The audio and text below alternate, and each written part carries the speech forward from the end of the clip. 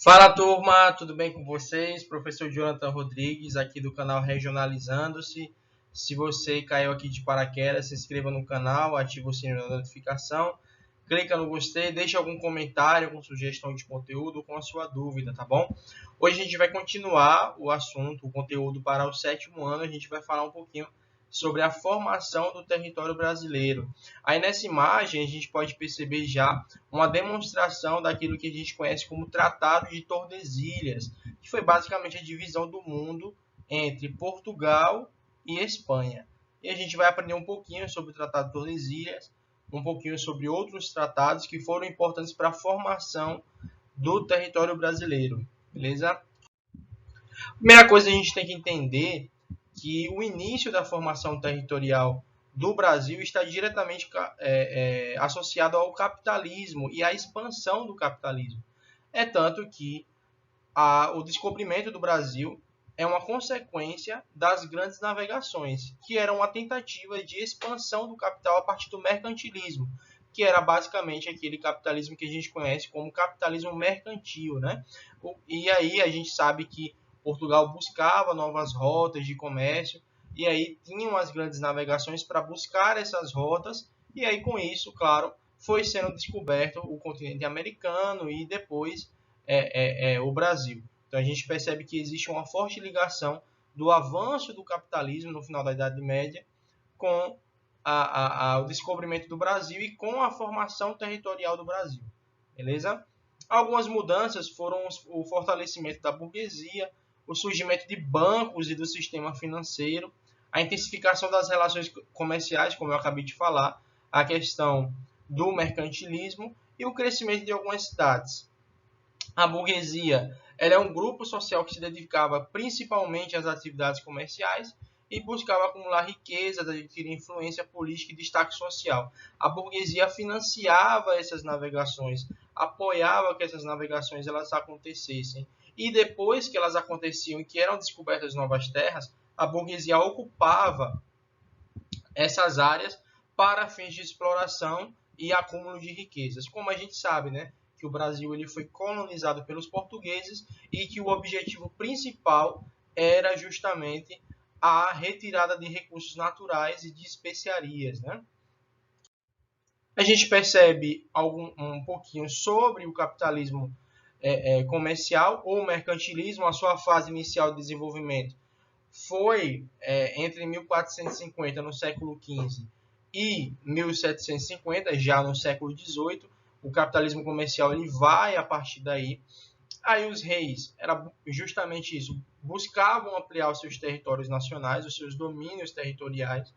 O que acontece? Na Europa existia uma máxima de que quanto maior fosse o território daquele determinado país, daquele determinado povo, maior era a sua influência e o seu poder. Então foi uma tentativa de mão dupla, né? Os reis buscavam aumentar seu território para automaticamente aumentar seu poder.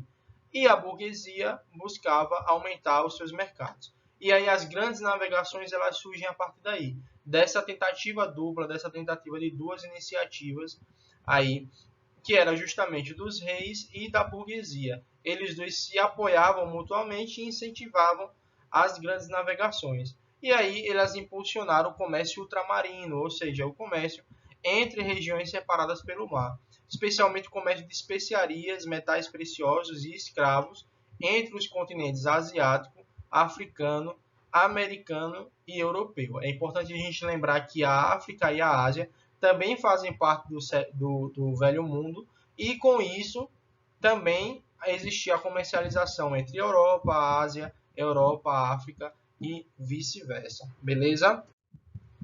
Aí tá uma foto das grandes navegações, só para que vocês lembrem, né? Cristóvão Colombo, Pedro Álvares Cabral, né? Esses nomes que a gente conhece tão bem na história e que fizeram parte, sim, claro, dessas iniciativas e, consequentemente, da formação do território, principalmente Pedro Álvares Cabral, que é responsável, na época era responsável pelas navegações que atracaram aqui na cidade que a gente conhece hoje como Porto Seguro, que fica lá na Bahia, que foi justamente onde os portugueses atracaram pela primeira vez no Brasil.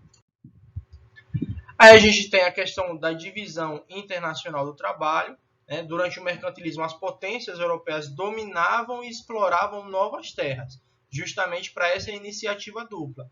Os reis buscavam aumentar o seu território e a burguesia buscava aumentar o seu mercado, a sua questão de lucro, já no capitalismo mercantil. Estabeleceram colônias visando garantir o mercado consumidor para seus produtos e, ao mesmo tempo, controlar fontes e recursos naturais e matérias-primas. Foi basicamente o que foi feito aqui no Brasil. Todo mundo sabe disso, né? Principalmente depois da descoberta do ouro lá nas Minas Gerais. E aí a gente tem toda essa relação entre Portugal e Brasil, tendo essa questão da exploração. E aí existe um pacto colonial que foi imposto pelas potências europeias. As colônias eram sujeitadas a estabelecer relações econômicas exclusivamente com suas metrópoles. O que isso significa? Nessa época, né, do pacto colonial, o Brasil, por exemplo, ele só podia comercializar com Portugal. Não existia a possibilidade do Brasil, por exemplo, negociar com a Espanha, que no Tratado de Tordesilhas ficava com os outros países da América do Sul, principalmente. E então existia esse pacto colonial e é por isso que o Brasil tinha toda essa dependência de Portugal. A gente sabe que nos bastidores Portugal devia à Inglaterra, então Portugal também estava querendo explorar para conseguir pagar as dívidas que tinha com a Inglaterra. Então quem mandava no mundo nessa época era a Inglaterra. Na verdade, era a Europa como um todo, mas a Inglaterra dominava os dominadores. Então, a gente tem toda essa relação de Portugal e também Espanha explorando novas terras para conseguir pagar as dívidas que tinham com a Inglaterra. E aí a gente tem o pacto colonial com as colônias, com as metrópoles, com os produtos manufaturados e com a matéria-prima. A gente tem aí, primeiramente, a colonização e a ocupação do território. E aí a gente sabe que antes do período colonial, cerca de 4 milhões de indígenas já viviam nas terras que hoje formam o Brasil. Então, essa visão de descobrimento do Brasil, ela é eurocêntrica, ou seja, ela tem a Europa como centro das atenções, porque o Brasil já era ocupado por 4 milhões de indígenas. Então a gente tem que perceber isso também. Isso é maior do que a população de muitos estados aí. E aí a gente tem a definição dos primeiros limites territoriais do Brasil, né? E aí, antes disso, é importante a gente salientar que houve a mistificação, né? A mudança, a mistura do povo brasileiro também com a chegada dos africanos. Por quê?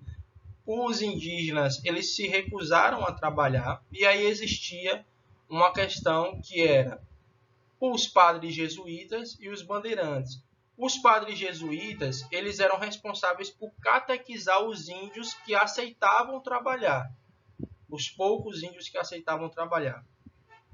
E os bandeirantes eram responsáveis por explorar, interiorizar o Brasil, ou seja, fazer um reconhecimento do território e escravizar e até mesmo matar os indígenas. Então existia essa diferença entre a função dos jesuítas e a função dos bandeirantes. Basicamente era essa: os jesuítas catequizavam os indígenas e os bandeirantes escravizavam os indígenas. Como a maioria dos indígenas se recusou a trabalhar e mesmo sendo escravizados eram responsáveis por muitas rebeliões, o Brasil começa a importar escravos vindos da África. E aí começa toda a questão da escravidão no Brasil a partir, né, dos portugueses para os africanos, né, as pessoas que vinham da África até o Brasil. E aí, mais uma vez, a gente tem a definição dos primeiros limites territoriais do Brasil. A primeira coisa que a gente consegue perceber como limite territorial do Brasil é definida em 1494 com o Tratado de Tordesilhas. A gente vai perceber que o território brasileiro era muito menor do que é hoje. Então a gente tem o Tratado de Tordesilhas que basicamente dividiu o Brasil entre Portugal e Espanha. Porém, a gente sabe que Portugal desrespeitou o Tratado de Tordesilhas e começou a interiorizar o Brasil. Eu vou mostrar isso para vocês já já. Entre 1534 e 1536, a coroa portuguesa dividiu o território que lhe pertencia entre capitanias hereditárias, que era basicamente territórios de domínio. Eles davam esses territórios para burgueses, né, para pessoas da burguesia, para que eles pudessem explorar o território e para que eles pudessem governar aquele povo que já estava começando a ocupar para a exploração. Em 1750, justamente devido ao desrespeito do Tratado de Tordesilhas, Portugal e Espanha assinam um novo tratado, que é o Tratado de Madrid, delimitando fronteiras semelhantes às que vigoram atualmente. O que o Tratado de Madrid foi? Basicamente, Portugal e Espanha chegaram e disseram assim: olha, você desrespeitou, né, o Tratado de Tordesilhas e interiorizou o Brasil. Mas a gente vai fazer o seguinte: o território que você já explorou, o território que você já ocupou, a gente vai ceder a você. Isso, Espanha dizendo basicamente a Portugal. Eles delimitam novas fronteiras que parecem muito com as fronteiras que a gente tem hoje. E aí a gente tem o estado do Acre, que foi o último território a ser anexado, basicamente, que foi comprado. Né? O estado do Acre ele foi comprado por 2 milhões de libras esterlinas para a Bolívia. Isso foi feito no Tratado de Petrópolis e foi liderado pelo que a gente conhece como Barão do Rio Branco. Por isso que a capital do Acre se chama Rio Branco. Aí a gente tem o Barão do Rio Branco aí, esse rapaz aqui. E a gente, para quem não conhece ele, né, para quem não lembra dele, ele está na moeda de 50 centavos. Né? A gente pode perceber aí que ele foi extremamente importante para a nossa história. A gente tem alguns outros tratados importantes. O Tratado de Utrecht, que foi assinado em 1713 por Portugal, França e Espanha. O que eles determinaram? Duas coisas, basicamente. A definição do rio Iapoque, né, lá no norte do Brasil, como limite entre o Brasil e a Guiana Francesa. Nessa época, a França já estava colonizando a Guiana Francesa, que, por sinal, se vocês buscarem, vocês vão perceber que a Guiana Francesa já pertenceu a muitos outros colonizadores, mas os últimos foram os franceses, e essa colonização vigora até hoje. A Guiana Francesa não é um país independente, ela ainda depende da França, ainda é colonizada pela França.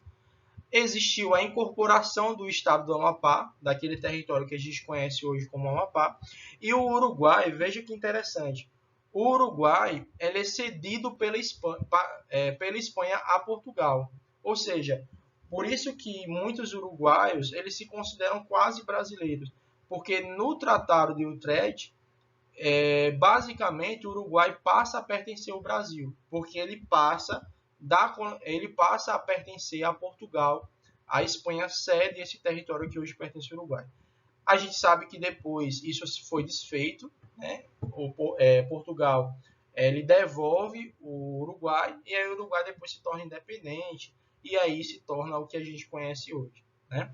Existiu o Tratado de Santo Ildefonso, que foi assinado em 1777, e aí ele basicamente determina que a parte oeste do Rio Grande do Sul, que é chamado de Sete Povos das Missões, ele é cedido à Espanha, ou seja, a gente perde esse território. E aí tem o Tratado de Badajoz, que foi assinado em 1801, logo depois, né? E ele tem a reincorporação desse território que foi cedido no Tratado de Santo Ildefonso. Então a gente tem esse retorno da parte oeste do Rio Grande do Sul para as configurações que ele está hoje, né? E aí a gente tem o estabelecimento definitivo, ou seja, o que vigora até hoje, da dimensão territorial do sul do Brasil.